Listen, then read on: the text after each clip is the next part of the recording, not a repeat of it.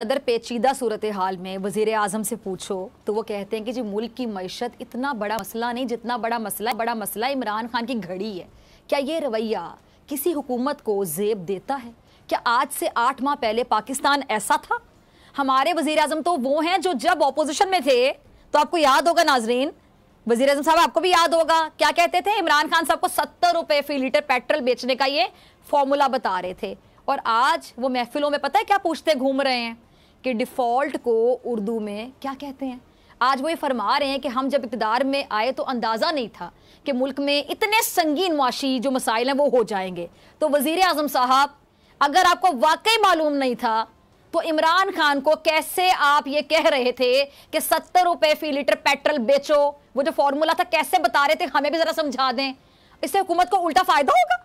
वज़ीर आज़म साहब, अगर आपको मालूम नहीं था तो फिर किस मुंह से महंगाई मुकाओ मार्च किया था आपने? और वज़ीर साहब, अगर आपको मालूम ही नहीं था तो तहरीक के अदम एतमाद जो है वो क्यों लाए थे, किस हैसियत में लाए थे, क्या करने के लिए लाए थे? और वज़ीर आज़म साहब, पहले सब कुछ आपको मालूम करना चाहिए था, फिर उसके बाद प्रैक्टिकली अमली तौर पे आप लोगों को कोई इक़दाम उठाना चाहिए था, ताकि आज पाकिस्तान की जो हालत है कम अज़ कम ऐसी तो ना होती कि आपके पास अवाम को बताने के लिए सिर्फ इमरान खान की घड़ी की कीमत बची है।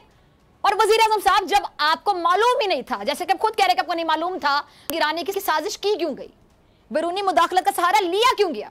लेकिन आप इन बातों का जवाब नहीं दे पा रहे। आज भी वज़ीर आज़म शहबाज शरीफ साहब ने शमसी तवानाई के हवाले से जो कॉन्फ्रेंस से खिताब किया और उसमें जो साबिक हुकूमत थी, साबिका हुकूमत, उस पर बहुत इल्ज़ामात की बुछाड़ की, इल्ज़ामात का लगाकर रोना रोते बल्कि दिखाई दिए। ज़रा चलाइएगा क्लिप। गवर्नमेंट